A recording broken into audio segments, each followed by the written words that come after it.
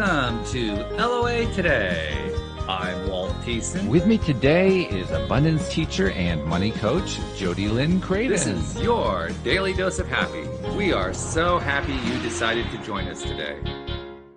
Unfortunately, our guest couldn't make it today, but Jodie Lynn and I have been kind of chatting, waiting for her to come. And when she didn't come, we said, what can we come up with for a topic? And I asked Jodie Lynn, well, tap into Source. What does Source tell you? Because she's got a good channel. She got a good connection there. And she instantly came up with, well, why don't we just talk about perspectives? And yeah, one of my favorite topics. Why not? Mine too. Yeah, I like that. So, I mean, when you got that idea, did anything particular come? When the word perspective came to you, was there like a meaning with it? I think what you're attaching to the thing, the way that you're seeing the thing, whatever it is, because we all see things differently. And I think in like, I don't know if it's new age spirituality or like this movement of personal development. People are like, just change the way you think and you change your life. And it's so airy fairy. And you're like, how? Yes. You know, like this sounds like total BS. I change my perspective and everything is supposed to change. And it's funny because I'm a huge believer in that either your perspective has the ability to have you soaring or sinking. Mm-hmm. And you can change it at any moment. You can choose to see through a different lens at whatever picture you're looking at, and that will completely change things. But there was a specific example that like popped up in my mind, which was the farm for me. Do you want me to get into it? Yeah, sure. Let's go there. Why not? We're making this up as we go along today. So yeah. Okay. Amazing. Well, my husband and I have a farm, and we've spent the last 5 years having like a market garden business. So we've dabbled in like selling plants, and we've dabbled in selling some vegetables and pickling cucumbers and dill and garlic and things like that. And we haven't really had a lot of success. There isn't a lot of money flowing. And it constantly feels like we're behind the ball all the time. And last year was a really hard year for me because my husband's dad, who also is like a partner in our business, he has like a horticulture background and like all of these things. He has been helping with all of it, and he needed both his hips replaced. Oh boy. Last year. Yeah. Wow. So he came at the very beginning. He came to help us seed carrots in like early May, and he got down on his hands and knees and couldn't barely get back up and never came back to the farm at all for the rest of the year. Like watching him go down in mobility so quickly was alarming. I mean, he went from, walking a kilometer very easily to having to walk with a walker and like not being able to get downstairs. Yeah, it was really bad. And then for me, when he was out, there was this monumental amount of work to do. Like we have to plant the entire garden. We have to plant the greenhouse. And I mean, I have a full-time job in my brokerage, and I also have a coaching business on the side of that. And we were having a family reunion. So I was like spearheading, getting our little ghost town ready. And so there was all of these things that were kind of happening all at once. We were taking the horses to go get bred of babies. And like there was so much happening. And typically in our farming business, I am like the grunt worker. I'm the one that delivers plants. I'm the one that does a lot of the seeding. I'm the one that does the weeding. I'm that person, which has bothered me in the way that I've been in business for over a decade successfully. And it's never really felt like my ideas on how to make money are ever taken. Or anything like that. So it's always been this contention of like, we should do this. And like, oh yeah, that's a good idea. And then everybody walks away and nothing happens. That doesn't feel really heard at that point, does it? Exactly. No. Right. And so, and with my personality, just the way that I've always been is when something is happening that is like overwhelming, I take all of it on and I try and control the situation, and I put the whole burden on me. Like, it's my job, my brunt to bear. Like, I've got to take care of all of this stuff. So Why do last I year, feel like that most of our audience, and myself included, might kind of fit into that same category? I mean, that feels totally. really, really common. Yeah. Well, I don't know what it is. Personal responsibility, maybe. I really Obsessiveness? don't I know. don't know. I have no idea. Like, I've been trying to unpack this for a while now. I am also, which it's really interesting, I am also a people pleaser. So I will say yes to things, or I have said yes to things in the past where I'm like, okay, yes, I'll do that. And I'll do that. And I'll do that. And then I'm like, how am I going to do all those things? Like, Yeah. and then I fail. Mm. So every day last summer, I felt like I was failing because there was always something more that had to be done. And really, that's the nature of having a farm. There's never a day where there's nothing to do, not unless maybe you have like a 0.25 acreage and all your grass is cut. Then great, you're done. That's not a farm. We have like 110 acres, Yeah. and we can have animals. Like, there's just always something that we could be doing outside, which there's beauty in that. Sure. And then there's also, when you have the wrong perspective, it's exhausting. Yes. So I had made a decision early on in this year, that things were going to be different, but then they weren't different. Oh. and I found myself taking on all of this responsibility. Like, I've got to do this, and I've got to do this, and I've got to do this. And the way that my dynamic with my husband works is quite interesting, where he'll get overwhelmed and frustrated and have a response where it's like, "Blah!" And he's just responding. Yeah. And I'm like, Sure. oh no. Oh no, I must. You're taking it on. Yeah. I take it on. Yeah. Take it on. So I've taken on, like, at this point, I've taken on the responsibility of doing all of the work. But not only that, but the responsibility of this thing has to make money. And I wasn't able to fulfill either one of those things. So I was really down on myself, and me and my husband had like a big fight, fight. And it was a really big miscommunication. It was kind of stupid now looking back, but very eye-opening, because I came to a point where I was like, no, I'm not doing this anymore. This isn't fun, and it's not making me money. Like, I don't want to do that. Like, I have enough things to do in my life that I don't need to do this. So I'm just going to say no. And then I started only doing the things that I wanted to do. This was my perspective. It's not my responsibility to make this money. It will also not impact my life if it doesn't make money. It's no big deal. Like, it hasn't made money for 4 years. Businesses. It doesn't make that big of a difference. Yeah. It's okay. It's whatever. I realized that I put myself in the seat of overwhelm and frustration because of all of these things I thought it had to be. And when I took the step back and was like, no, I'm only going to do the things that I like to do when I want to do them, when I like to do them. And I thought my husband would have a problem with this, but it's been shocking, the difference that I feel. Like, we got a bunch of people to help us.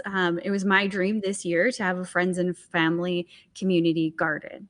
And the intention is that anybody that wants to help can help. And then however much you help equals the amount of harvest that you will receive. So I put together a group of people to test this, to get people out to help with this. And so we had a bunch of people come to the farm. And that day, I would have normally been like, oh my God, we have so much more to do, because we didn't finish everything, because there's a lot. Like, this is a giant garden, just for friends and family and community. So, but when I was sitting there, I was like, no big deal. Me and my hubby had like a little nap on the grass. Well, like, when people had left and we were waiting for the second set of people to show up, we just kind of like hung out and had a beer. And then my parents came and we had a beer with them, and we're just like hanging out and whatever. I just noticed that it was It was my response to what was happening here. It doesn't matter if it doesn't get done. Okay, we might be late. Also, it might rain. Also, the sun might be too hot and we might need water. Like, I just stopped getting upset about all of these things. And I was on a call on Saturday this last weekend, and Nate texted me and he's like, oh, can you bring bug spray when you come up to the garden? Because they were already out there. And I was having like a girls call, and we just have coffee on Saturday morning. And it was like, I said I'd be done by 11:30, and it was already like noon. Oh, okay. And I was like, I'm probably going to get in trouble for this. And then I was like, no, I get to do what I want to do. This is my life. I get to do what I want to do. I didn't say that I would be out there. It doesn't matter. It'll get done when it gets done. And if it doesn't, well, nobody's going to die. And that's the approach that I had with it. And then my husband texted me and he was like, hey, just wondering if you're coming out. If not, that's okay. I just need to know because I'm getting eaten by bugs. And I was like, actually, I'm just off my call. I'll be there in like 10 minutes. And he was like, okay, thanks.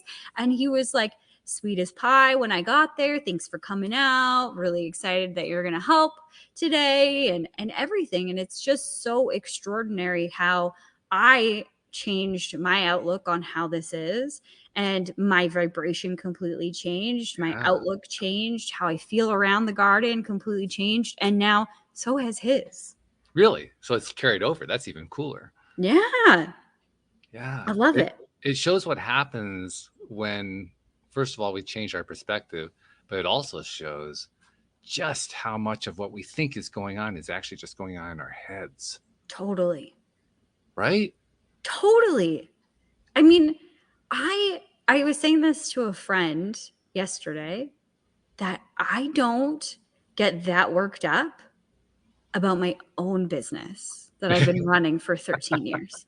Like, I've never gotten that overwhelmed or frustrated or like concerned or any of the things that I had been doing towards the garden. Right. And the thing is that it doesn't really impact our lives either way. Like, I mean, it takes a lot of our time up. So in my opinion, we might as well enjoy this. Yes. I want to enjoy this. I actually like gardening now. It's taken me a couple of years to get there, but I like, getting my little babies to grow and watching them develop. And I like pulling weeds, and I like having my hands in the dirt, and I love being out in the sun. So it was me that was creating this overwhelmed, frustrated experience by the way that I was looking at things. And I just simply started to change that. And everything has really changed. As you're telling your story, it was also occurring to me that I can draw parallels to the gardening business that I run. As everyone who listens to this podcast on a regular basis knows, this is a business that was originally started by my ex-wife Louise. And when she was running the business, when she owned it, I was giving her support. I was helping her to run it, helping her with business decisions, because she was more the gardener type. I was more the business type. And so I learned a lot along the way, but basically we were running the business the way she wanted to do it. And to be honest, we were running it in kind of that people-pleasing manner that you were talking about. We were trying to please the customers. And what I did realize pretty early on is we needed to prioritize the gardeners over the customers. So I began a long-term shift toward that direction. But when you have a perspective that's quite a bit different from where you're going to, it can take a while to make that shift happen. And that's been true even after I bought Louise out after our divorce. I found myself still carrying out that tradition to some degree. It came to fruition in a sense over the last couple of weeks because we of course have a number of customers that date back to the earliest days of Louise doing the business. And there are 3 of them in particular who have honestly, I think they've kind of gotten a little worse over time. They've gotten a little bit more demanding, a little bit more insistent about things and so forth. And a common theme that has been coming from them in the past week or two was you have some people who work really hard and other people that are just, larking about. They're not, it's half your crew that's getting all the work done. And as I thought back, I realized that's actually a refrain from the past as well. It's just in the past, we would always reward it by giving them a little extra discount and maybe even chew the troops out a little bit, all that kind of thing. What shifted this time around is that I said, well, if the gardeners are the most important people on our staff, in our company, really, if they're the most important people in the entire business, don't we need to shift that? And as I thought about it some more, I started thinking about the people who'd been with us in the past, the people who had been identified by past customers as our hardest workers, our best gardeners, and so forth. And an alarming thing came to my attention. And by the way, that included my ex-wife. All of them had either gotten very sick to the point of going into the hospital, been injured to the point where they had to have surgery done, or completely burned out, or some combination of the three. 100% of them. And when I realized it was 100%, I said, oh my God. People pleasing has ruined the gardening experience for some of the best gardeners we've ever had. Absolutely. Once I started thinking about that way, then I said, well, the next step is that means I have to start getting rid of old customers. Because if they aren't suiting our needs, the last thing we need is to put more pressure on the gardeners when I'm trying to take pressure off the gardeners.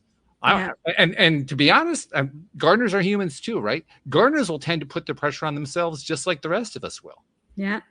The ones who are, quote, the really hardest workers, they're the ones who will just go at it because that's what they feel their work ethic has to be.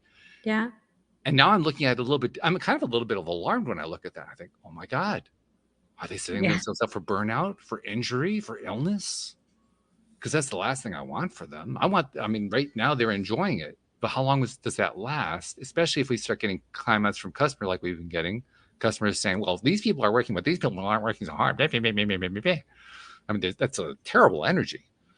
That's not the kind of energy you want to create and encourage within a business. So I've been thinking, okay, I got to start making. I even had a group meeting. We had a team meeting over something like that, over this whole concept this past Monday. And I was meeting with them with the team to get some input from that. How can we keep customers from having that kind of perspective? Is there anything that we can do? And ultimately the answer was, we got to get rid of the customers. Yep. Which I have a history of doing. I have a history of firing customers. It's just that I don't have a big history of hiring long-term customers. Well, it's not easy to do, especially if you have a people-pleasing tendency. It's not easy to fire a customer. Absolutely. You just want to please them. Yeah. To it's your not healthy. Yeah. It's not healthy to keep them going. It's not healthy to keep pleasing them, but it's not easy either. No. After you do, I think you've been through this too. Once you've done it a couple of times, it gets easier. Saying no? Yeah. Well, not just saying no, but saying we don't want you as a customer anymore. Yeah. The first time is like, the second time's a little bit easier. The third time's easier than that. And after a while, it's like, I'm sorry, but I think we need to be gardening in different gardens. I've only ever fired 2 clients, or let go of 2 clients. I can't say that I fired them. The one, it was really brutal. The guy was he would yell at me in our financial office. Wow. Yeah. Raise his voice super loud. He was already a loud dude and kind of scary as it was. So for other people witnessing it in the office, I had one guy that worked out of our office every once in a while. My office was here, and then his office was right across it wasn't even a hall, but this wide reception kind of hangout area, and it had a giant window. He was in that office.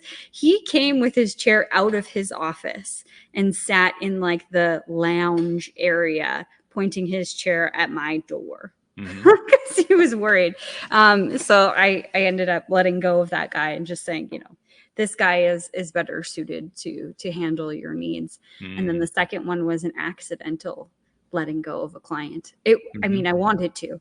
Yeah. He was very unhappy for quite some time, and nothing that I did would make him happy. And I would go above and beyond. He'd be like, "Oh, my investments aren't making money," and whatever. And I made him a 45-minute video explaining what happened over the last year and a half in the markets and his position and whatever. And he never even watched it.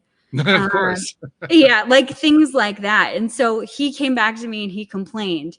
And I was writing him an email like, listen, the markets went down. I can't exactly control that.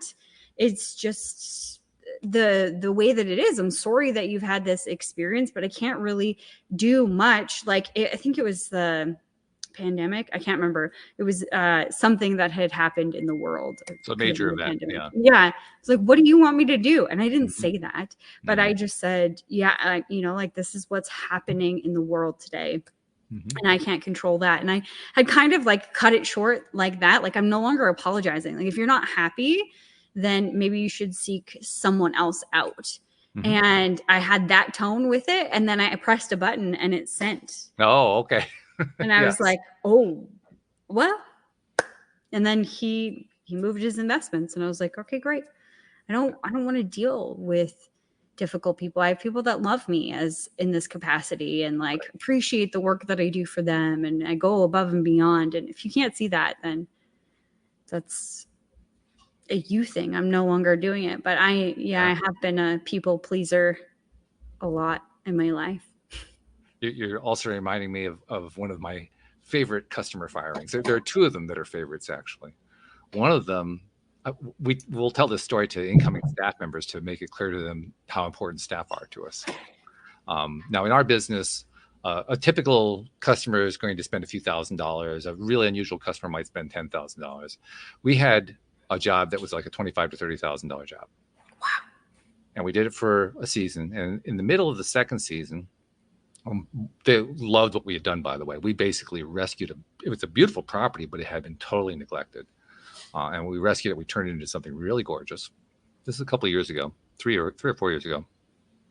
We turned it into something really gorgeous. And then we were maintaining it after that. And even the maintenance job was a pretty good sized job. So it was pretty regular work. But there was one little problem, and it really became a big problem in that not only do they have this beautiful property with gardens all over the place, and they also had a dog and electronic fences, but they wouldn't set the electronic fences to include blocking him out of the garden. So the dog would go do his business in the garden, and the gardeners were expected to go work in that. And we said, no, you can't do that. I mean, if you want us to be working on your gardens, you got to keep your dog out of the gardens, because we're not going to subject our gardeners to having to go work and poop. That's ridiculous. Yeah, we're cleaning it up for you. They refused to do it. And so we said, well, we're going to have to part company if you're going to refuse to do that. And you could see the shock in their eyes, because they couldn't believe we were about to turn down a $25,000 a year account. And it was actually fairly easy, because our gardeners really are more important to us than any of the customers. So we actually fired a $25,000 customer. But the it's not, none of these are fun at the time.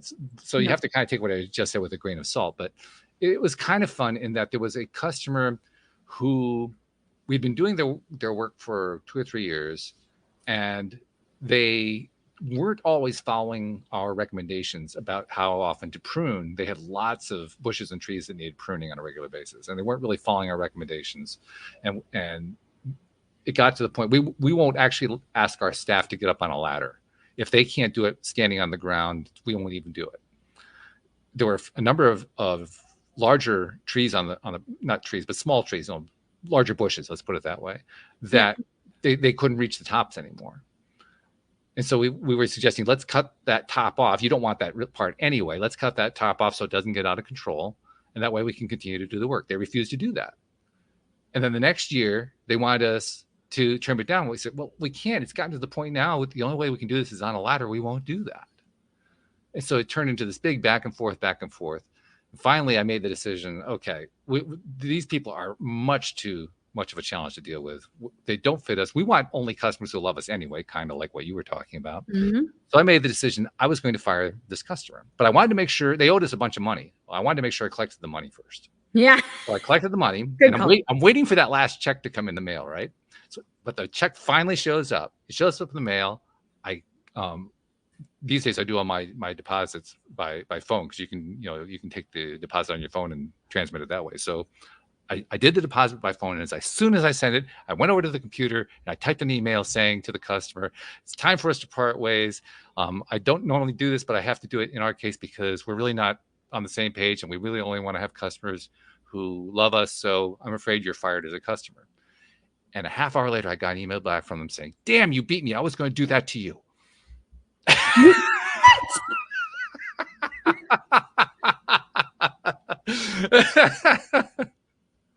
Okay, great. So even this thing that I was, and not so much in this case, but in the past, I would have been so worked up about, oh God, I got to fire a customer. I actually got ahead of it without realizing it. I beat him to it. That's so funny. It once again demonstrates the point you were raising earlier. Your perspective controls your experience. Mm-hmm.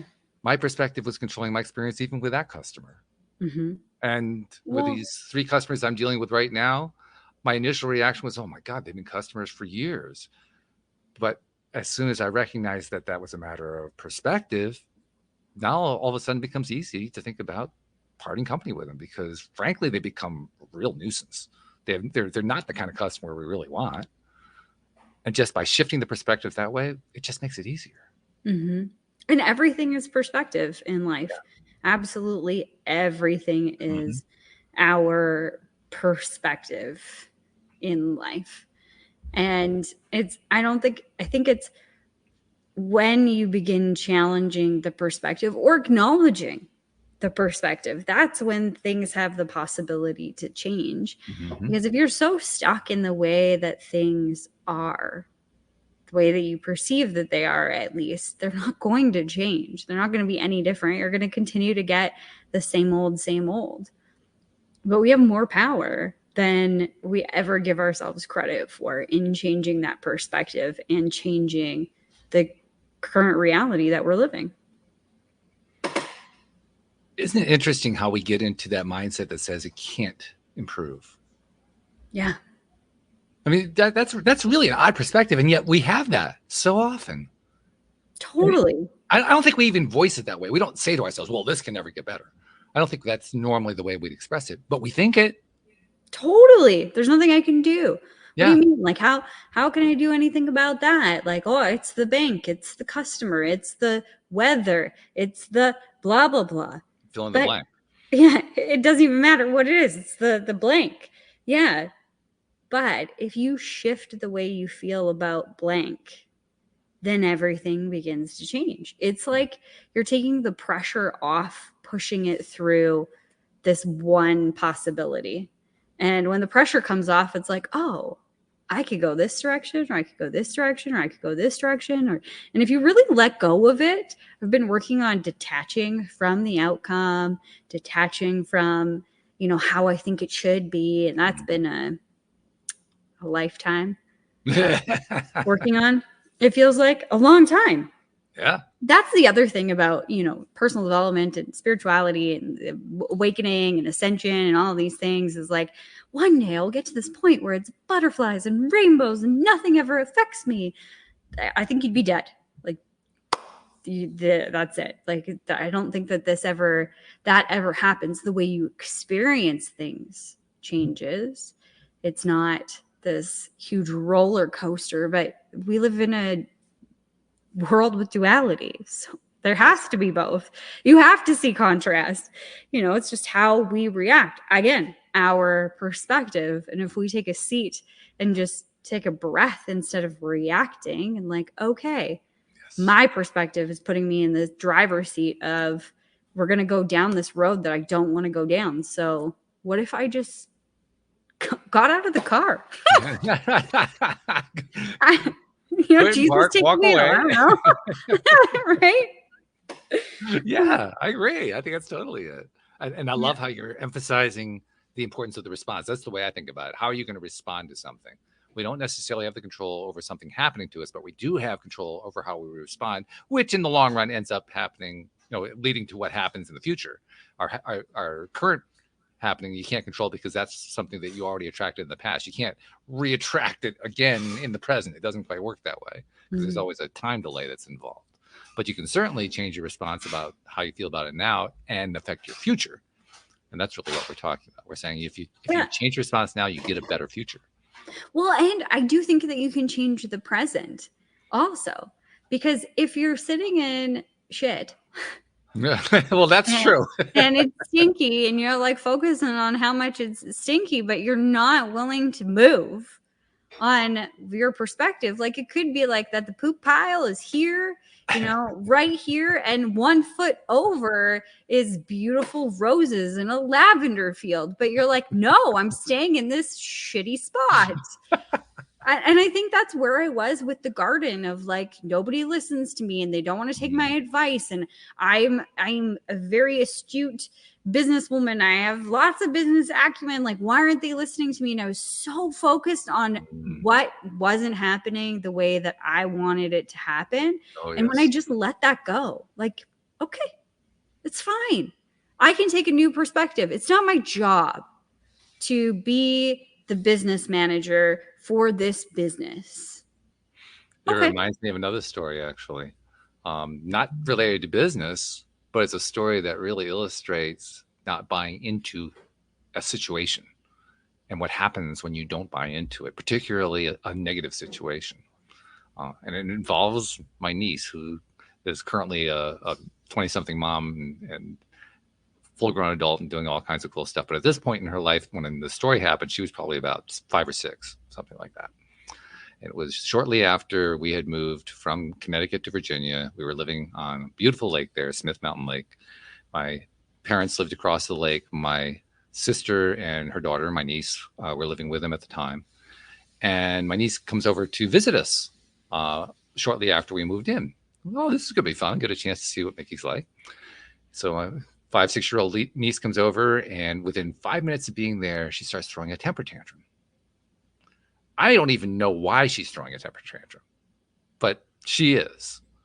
And I do know my sister, and to an extent my parents, well enough to understand that was probably a strategy that she had used successfully to get what she wanted. But it wasn't going to work with me. I knew it wouldn't work with Louise either. And so if I remember correctly, I'm in the kitchen. I'm doing something in the kitchen. It's one of these open concept homes. So, you know, everybody can see everybody. She's over in the dining room and Mickey's in the living room, and we can all see each other. And Mickey's doing her temper tantrum routine, and I'm looking at her, and I look over at Louise, and Louise is kind of giving her a look too. And Mickey looks up at me at one point, and I said, "I'm sorry, but it's not working for me." I looked over at Louise. I said, "Is this working for you?" And Louise said, "No, it's not really working for me either." And I looked back to Mickey. I said, "Sorry, it just doesn't work with us." And the tears dried up instantly. The tantrum went away instantly, simply because we refused to respond the way we were expected to respond. Yeah. And from that point on, she was wonderful. She was a total gem to have. All we had to do is get past that little thing about, you know, I do temper tantrums in order to get what I want. Yeah. Well, I think all these things are learned behaviors for the kids. And then, you know, we're just, unless we've done a lot of work on ourselves, and even when we have done a lot of work on ourselves, these are just programmed things. Like I respond this way when I'm scared, when I'm angry, when I'm frustrated, when I'm, you know, when I feel like things are out of control, whatever it might be. A lot of this is just learned behavior from when we were kids. Mm-hmm. Yes.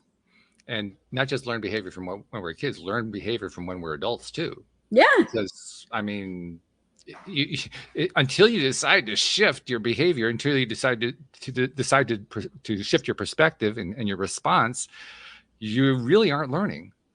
No. You really aren't adapting to what the data is telling you. Either that or else you actually do have a pain wish, one or the other. And I can't rule out the second possibility. Sometimes I like the pain. I have to say that there are probably a lot of people who've said the same kind of thing. It is perplexing how long humans will put up with pain before they're willing to make a change. Mm-hmm. And I know it's true for me too. I put up with pain for years. Now, in my case, I would argue that I didn't understand how I was creating my own pain. I would have said at the time I wasn't, that it was happening to me. And I think that's probably, you know, that victim psychology. I think that probably is the most prevalent kind of experience that people have. But there are also people who know that they're the cause of their own pain and they won't change. Is it comfort level? That's one thing I always ask. Is it comfort? Is it the comfort zone thing? And that seems to have been the answer for many people, that, you get into a certain comfort zone, and even though it's uncomfortable, your mind is saying, well, outside the comfort zone is worse, so I'll tolerate this. Maybe that's what the thing is. Maybe that's why people are putting up with pain, but they do. Yeah, it's the fear of the unknown. What does that look like? Where will this lead me? I think also, like, what will I discover?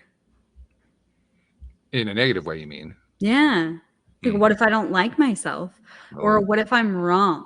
Like, I was actually having a conversation with somebody the other day. They had come to me, and they're a friend of mine. And she had asked me for advice. There's another individual that was in like the conversation, whatever. They were having a little tiff, and then my name was brought into the conversation, and the gentleman was like, well, I have perfect communication with Jodie, and like we went through a lot of the similar things, and la. And so this girl came to me and was like, just give me some nuggets. And so I gave her some honest feedback and, said, take it or leave it. This is how I see you responding to the scenario. And there's nothing wrong with the response. Her response was to shut down and push away. Like, she'd say something kind of snarky, shut down, push you away. Like, not answer your phone calls, just try and like, I'm out. Yeah. That's how she deals with things. And I said that that's not going to get you what you want with this individual. It's not going to create the communication that you're wanting to have, because you're not opening a door for communication. And the way she took that was like, he says that I'm wrong, and then you say that I'm wrong. Oh, no. Yeah. I mean, there is no right or wrong in this scenario. I mean, there was a time in my life where I would shut people off also and push them away, whether they knew it or not, because I didn't know how to deal with that communication. I didn't know how to have that communication. I didn't feel like I was strong enough to have that communication. Was it absolutely the right thing to do? Probably not, but I did it. It's what I needed at the time, and that's what I did. And I choose to look at it as it was what I needed in that moment. Now, I had to learn to go beyond that. Like, you're not going to have very good relationships if every time you come to a situation where you're upset, you say something, blow up, and then shut down and push people away and like lock them out. Nobody's going to stick around for that for a long term. You're going to end up alone. So if you want to change that barrier of communication, or if you want to have a deeper relationship with this individual and be able to communicate, you have to start looking at different strategies and how your strategy has become ineffective and why you do it. The only reason she's doing this, my assumption, is that she's afraid. She doesn't feel heard. She doesn't, whatever. She's afraid of what that person is going to say, or she's afraid of being wrong, or whatever. And a lot of times it comes down to that fear of like, oh, well, I'm going to find out I'm wrong. Yeah. Well, there is no absolute like wrong. Like, wrong, if we have this definition in our head that like wrong is like this big thing. Like, I am the worst person in the world. Like, beat me and throw me in a ditch somewhere. I'm awful. That's what wrong means. But wrong is just, you made a mistake. Yeah. Like, okay, that's fine. Like, if a kid made a mistake and like put, I don't know, salt instead of sugar in cookies, do you think that they should be thrown in the ditch somewhere? No. Like, that's the thing, is I think we need to be kinder to ourselves in these situations and stop labeling it right or wrong. It was. And take a step back from it instead of being so connected to it, to that right or wrong perspective. Again, we're back to perspective, and just seeing it for what it was. It was what I needed to do in that moment. And I could have probably handled it better. Sure, I can admit that. Great, awesome. And then how do I walk myself through the next scenario that comes up? Like, what are the cues? How did it even get to this point where I felt like I needed to shut down? And what do I want instead? I absolutely love what you're saying. And as you're saying it, I'm reminded of something that my friend Cindy Chavez, former co-host here on the show, used to talk about. There was at one point we were we did a whole series of episodes about the books of Neville Goddard, talking about his philosophies and teachings and so forth. And in the course of those shows, at one point she mentioned to me, she's also a bit of a religious scholar. She went from her own, I don't remember exactly what her own familial background was, but she ended up deliberately choosing to join Judaism, in part because she married a man who's a Jew, but also in part because she came to like the religious philosophy. But in the course of all her studies, she learned a ton about the etymologies, the origins of words from the various religions. And she told me a number of those during those conversations we had. One of them was the origin of the word sin. And I don't remember what the exact etymology was, but the meaning of it struck me as soon as she told me.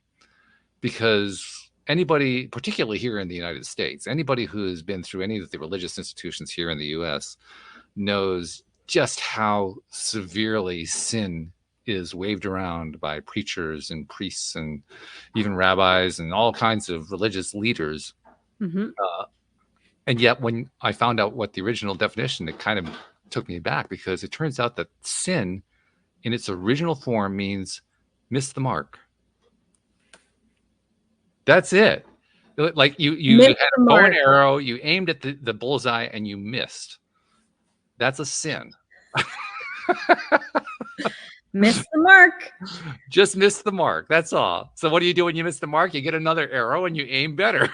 Well, and what? Okay, talking about perspective shifts. What if you just simply, instead of using the language of right and wrong, wrong specifically, what if you were to just say, instead of committing to yourself that I was wrong, it's I missed the mark. Yeah. It feels way less Totally scary to think about your past transgressions as just missing the mark. Like, I've had a lot of them in my life where I've done dumb shit and I have messed up. Mm-hmm. And to this day, I wouldn't erase any of them. I wouldn't take them back. I wouldn't undo them, because I wouldn't be the person that I am today. So I can't have that gratitude for who I am in this moment and the wisdom that I have in this moment without that missing the mark, that time where I screwed up. Yeah. I love also how you're tying in the whole morality concept. I ever since Cindy told me about that, I started thinking completely differently about morality. Because I used to be very much morality oriented, particularly when I was still a political person. Everything was about what's ethical, what's moral. I wrote essays on it. I mean, I did deep dives into it. And now I look at it like morality is almost a disease. I mean, it's not quite, but it's pretty darn close to a disease. It's a setup in a sense. Yeah. Because if you're trying to live by a particular moral code, you are losing most of the time because you make mistakes. And then when you finally get it right, there's no satisfaction in it. Yeah. So you really lose all of the time. All the time. Never happy. And when I realized that, I said, oh, wow, what have I been doing to myself all of my life? I can't believe I've been beating the crap out of myself this way. And yet I was. Mm-hmm. You didn't know. How many of us do? How many people do that? Yeah. 100%. Absolutely. We do. It's kind of scary. Totally. It also explains a lot, though. I mean, let's be honest. It explains a whole lot. It explains where a lot of victim psychology comes from. Yeah. I always wondered about that. Why is there such there's this epidemic of victim psychology that's been going on, not just recently, but for generations. It's been going on and on and on. Where did that come from? It came from morality. Everybody trying to hit this ridiculous standard. Yeah. And I do mean ridiculous. It is ridiculous. It's this perfect person that lives in our head. Yeah, right. Yeah. The other thing that I think about when I think about victim is a lot of times it's moving from that state to is the question of who will I be without it? You know, without this, you know, okay. So for me, just a personal thing to relate to, when I was a kid, I was molested. And in my like personal development teachings, you know, there's forgiveness. And people struggle with forgiveness. Yeah. How do you forgive? Right. You know, how do I forgive? I'm going to relate it directly to that scenario because that was a really hard one. How do you forgive somebody for hurting a child, me being the child? Right. And the person wasn't an adult. They were 16 and I was 10. But still much older, and right, and we have this idea in our mind that forgiveness is letting that person off of the hook. Yes. And it being okay what they did. And something that I learned, you know, through my spiritual journey, personal development journey, was basically just letting them go to receive the karma that they will or that they should receive. It's not making it okay. It's just allowing yourself to let it go so you no longer carry the burden along with you. And I could get behind that. Okay, I could forgive and let go and let that piece of me go. But with it, the question came up of like, who will I be? I have been a, you know, sexual assault survivor. Yeah. That is a part of my story. Who am I without it? And the interesting thing that came up for me was this question of being a victim versus being, I guess, victimized, like over and over and over again. I was a victim, like singular, in that moment. And I have chosen since then to allow that experience to empower me in different ways. I no longer choose to continue to be a victim. And it doesn't take away the fact that I was one at that moment in time. I just no longer continue to be one, if that makes sense. It makes sense, but it's also kind of surprising in some sense, not because of you. I mean, I actually am not surprised by anything that you tell me because you're an amazing person. But putting that part aside for a moment, just being able to come to that conclusion, there are a lot of people who, and myself included a few years ago, there are a lot of people who would say, how could you do that? How could you actually get yourself to that place? I mean, do you have to like rip yourself apart to do that? I think so. And look at all of like the stuff that you don't want to look at. I was just really in pursuit of feeling better about it and learning about myself. This is something that I say a lot on our show is like, I said it last week, you know, you're Disneyland. You're like the greatest place on earth. I truly mean that. And actually, when I look at my like astrological chart, that's the point of my life, is to like fall in love with the human experience and fall in love. Yeah, which I think is fascinating because that's something that I've done is I deeply want to know myself. And that's a part of the human experience, how I see things, how I interact with the world. That is the greatest adventure, in my opinion, is getting to know me. Yeah. So the more that I allowed myself to get to know me, the more this stuff came out. And I was like, no, I don't really like that. I don't really like that I'm still a victim. Like, and when I would say a victim, I mean, like, I would think I'm like this. I don't trust men. This is an easy one. I don't trust men because this happened in my past. Sure. Yeah. Okay? Understandable. Very understandable, very easy conclusion to come to. And sitting in that seat, I want to trust men. I want to have a good relationship. I want to have a husband one day. I want to be able to feel good in that way. I want to feel empowered in my body. I don't want to feel scared or nervous or uncomfortable or anything like that. So I don't want that to be my truth anymore, that I can't trust men because I had this experience. Yeah. So then I had to start reframing the experience and like, how do you reframe what actually happened? That's the mind-blowing part. I don't know how you do that. Right? Well, there was a lot of things in there, but one of the things is that it happened and it was a singular event. I was a victim in that moment. And I can choose a different response to different things. Like I learned a whole lot. I mean, again, going back to what I said about messing up, I wouldn't be the person that I am today without that experience. Like I can see like the dominoes of my life playing out because of that pivotal moment. Like I Wow. was introduced to personal development because of that moment. Like my dad and I would have a fire every day and talk about my feelings. And then he would tell me about Maslow's hierarchy of needs and Yeah. mental stuff. And like I learned all of these things. So I learned how to have really deep conversations when I was 10. Yeah. And I've always been an old soul. So I think that was pretty easy for me. And we would have these deep conversations. So I had this beautiful relationship with my dad. And then I was able to move on from there. Like that moment in time changed my entire life. And it wasn't all bad. I mean, I wouldn't wish it on anybody. However, I wouldn't go back and change it or undo it. It's interesting you say that, because I can honestly say, just from having done the 2,000 plus episodes here on the show and had so many people on telling their stories, that is the common theme, isn't it?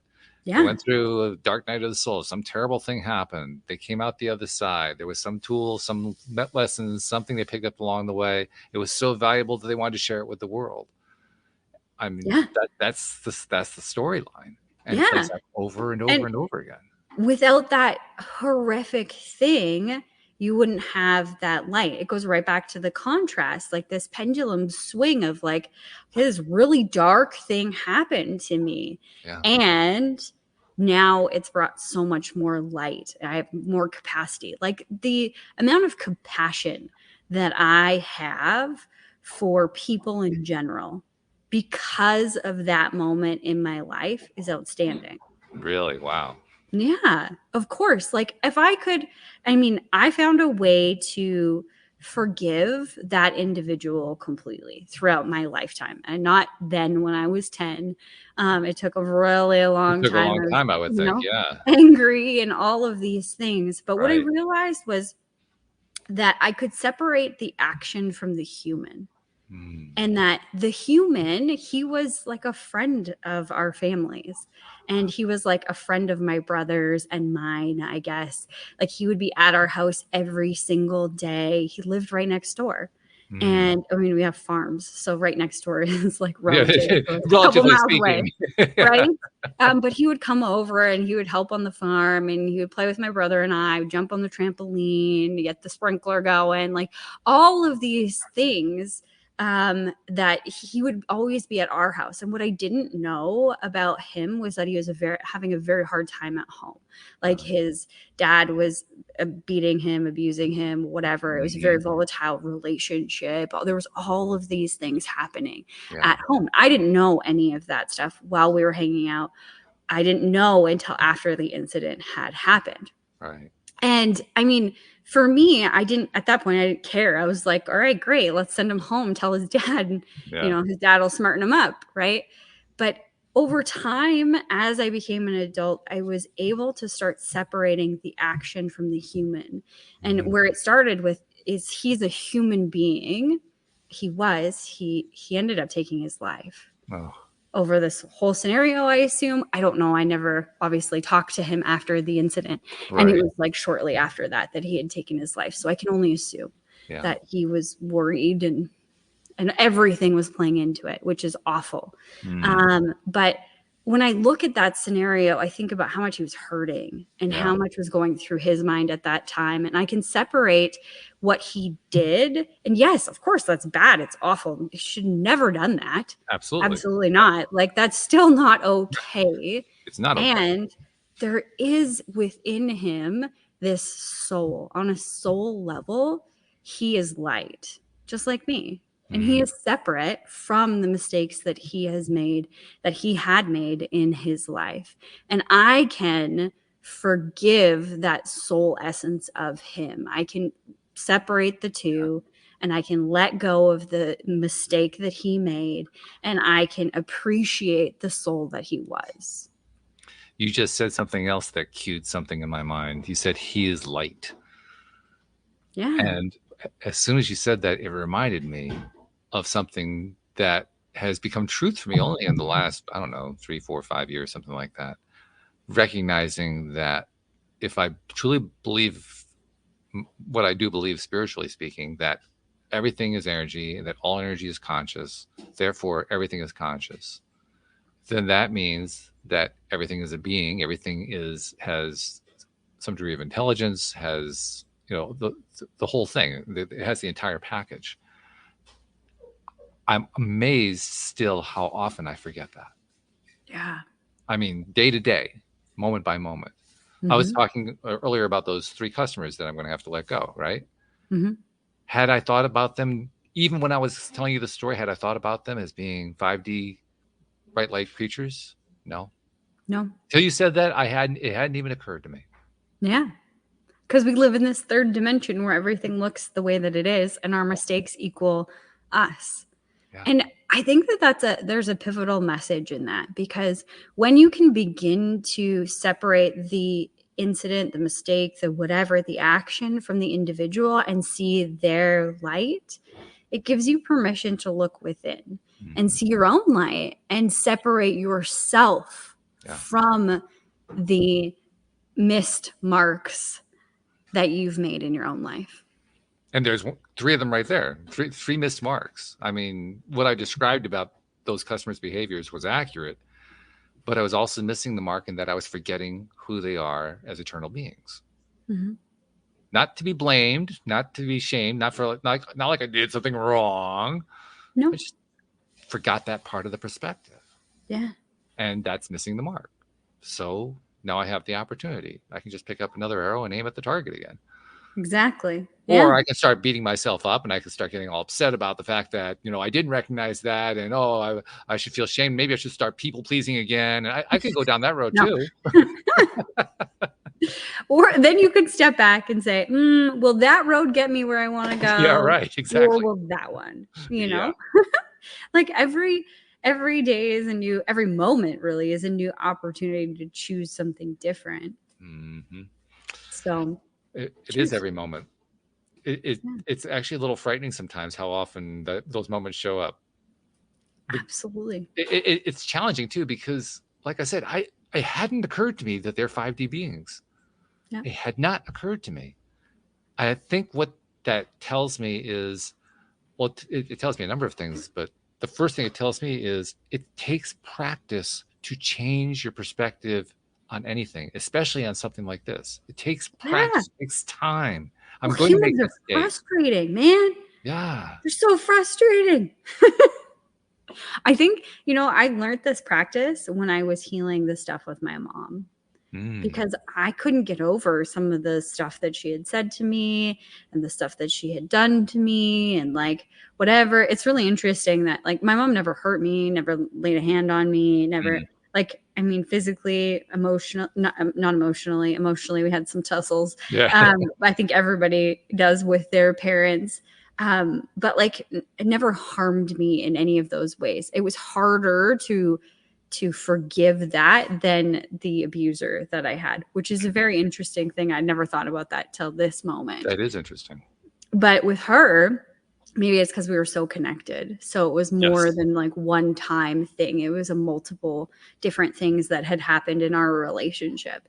But I couldn't let go of some of the crap that she had done and the way that she had treated me in our life, in our relationship.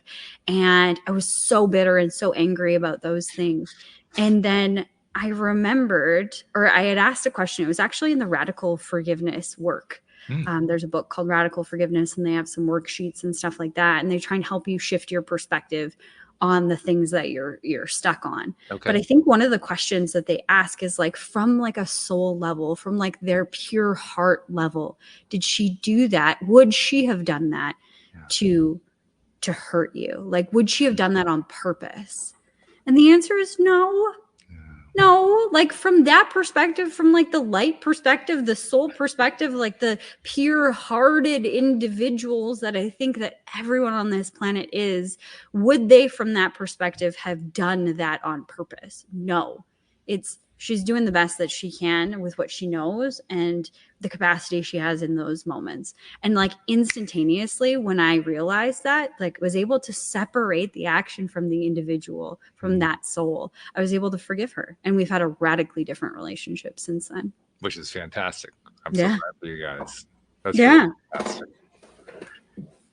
We're running out of time, but I want to get one more little piece in here for us to comment on before we're done.